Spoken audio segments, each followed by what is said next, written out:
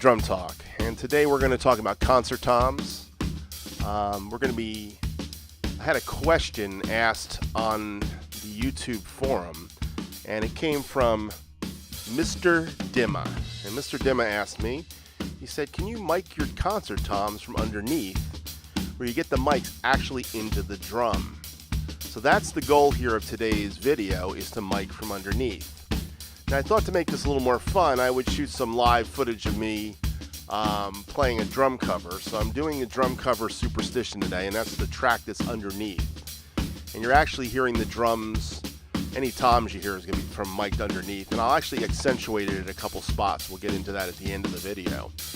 But I'm going to do also a comparison at some point to Follow You, Follow Me, which was done with the toms mic'd from above. It has a slightly different sound. Now, all of the drum tracking that you're going to hear on this video is going to be of drums that are processed.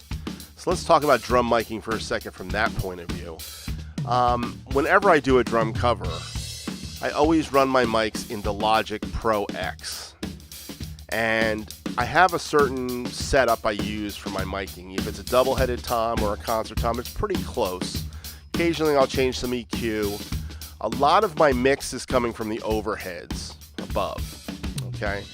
So you have to keep that in mind when I'm doing these things, is that you're getting a lot of the sounds from the overheads, not necessarily the close tom mics. But when the toms are punching out, I have a style of gating the tom mics. So you hear that, especially in the concert toms. I was going for even more gating than normal. And Follow You, Follow Me, I had a lot of gating because I was going for that Phil Collins gated sound.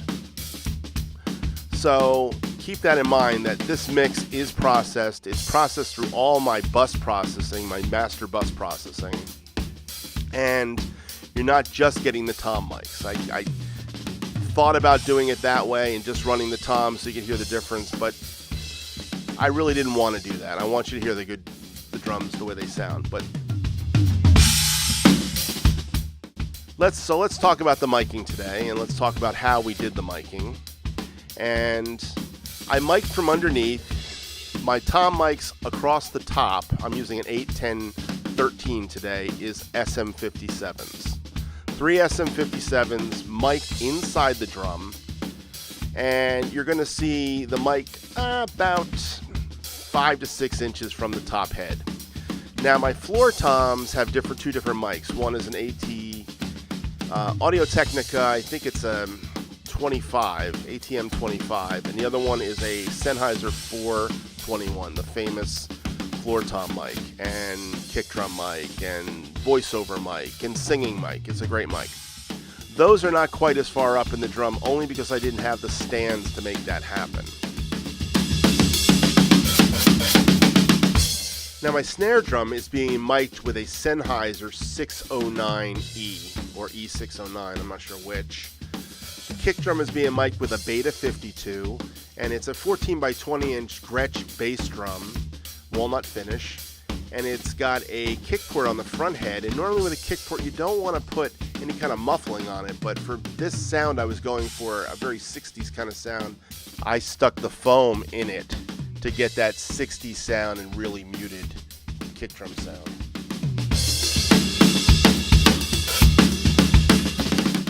We're going to accentuate some of the tom sounds right now. The tom sounds that we're going to accentuate at this point is we're going to listen to a little bit of Superstition toms.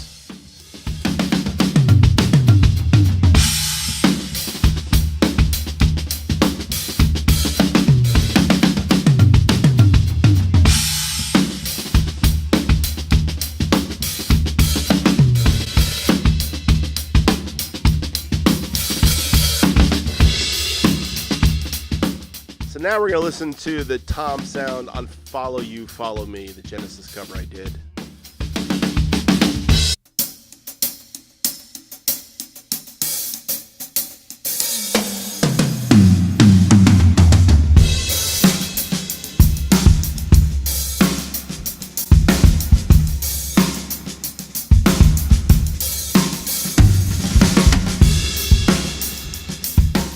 Had a lot more reverb on the Genesis cover. You can hear that.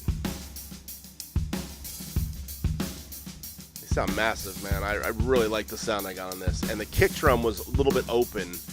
So you've got, on the kick drum, you don't have any of that miking, that muting of the foam, the acoustical foam I have on the front of it today. So you got a lot more open booming. But I think it sounds kind of cool. Now, this setup here for Follow You, Follow Me is 8, 10, 13, 14, 15, 16. Same cymbals. I think they're in different spots, though. I think the 20 is off to the right, and this one, and the 18's up on the left side over the hi-hat. Same 15-inch giant beat hi-hats. And this is the original video without the cover playing, or at least if you can hear the cover, then you've got really good ears because it's coming out of the speakers. Another thing I do when I'm doing drum covers, sometimes so I can just keep my place when I'm doing editing, is I leave the speakers on in the background.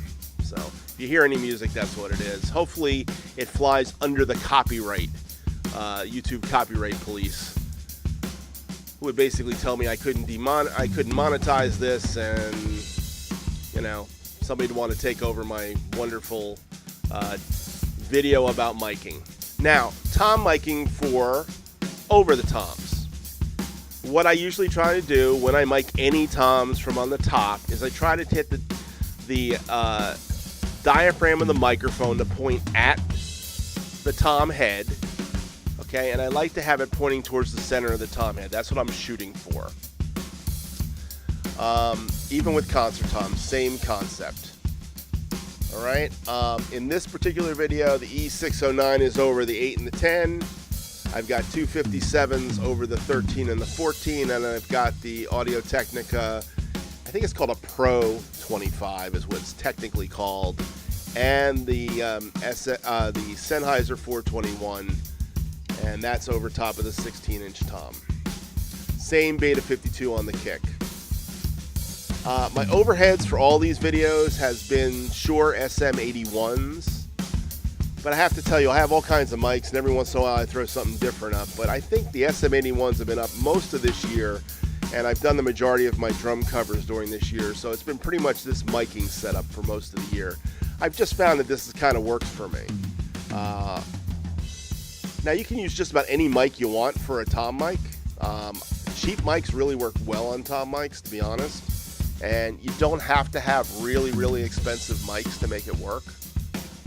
Overhead's a different ball game. I recommend at least a small diaphragm condenser like an SM81, but there's plenty other small diaphragm condensers that work. I have a nice pair of Octava MK012s. They're Russian-made microphones, and every once in a while I throw them up. Sometimes you'll see it on my hi-hat. I rarely mic the hi-hat these days. These Paiste cymbals just cut in the mix with the overheads. Sometimes I'm under mic the snare drum, but not all the time. I don't use it that much. If I'm doing a record project, I might have more mics out, but for drum covers, less is more usually.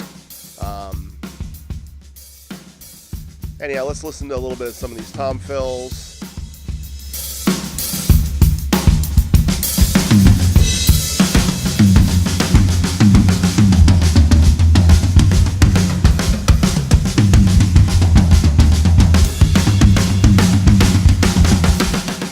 In general, my sound is pretty much my sound. Reverb, gated reverb. Now, that's one of my other little tricks is gated reverb for the toms.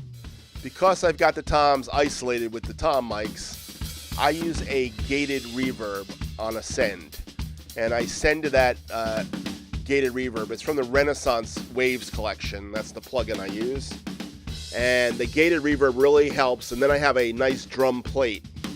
And I think on this one I'm using an EMT 190. I think it is. It's the Plate 190 it used to be called on the Universal Audio UAD plugins. I think it's called an EMT 190 today. I use a lot of Universal Audio plugins too. Anyhow, I'll feature some sounds in this. Hopefully you enjoyed the cover when it comes out. And hopefully learn something about tom miking over top of my voice. Thanks for watching, and I'll talk to you soon. Bye.